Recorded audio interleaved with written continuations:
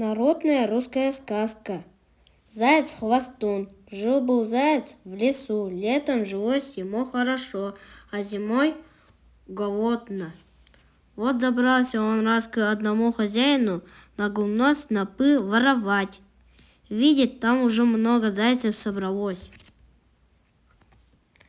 Он им начал хвастать. У меня не усы, а усищи, не лапы, а лапищи, не зубы, а зубищи. Я никого не боюсь. Пошел зайчик опять в лес, а другие зайцы рассказали тетке вороне, как заяц хвастался. Полетела ворона хвастунишку разыскивать. Нашла его под кустом и говорит: «А ну скажи, как ты хвастался, а у меня не усы, а усищи, не лапы, а лапищи, не зубы, а зубищи». Потрепала его ворона за ушки и говорит: «Смотри, больше не хвастай».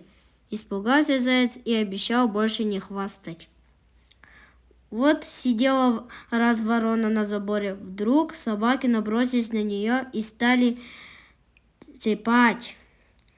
Увидел заяц, как собаки ворону треплют, и думает: надо бы вороне помочь. А собаки увидали зайца, бросили ворону, да побежали.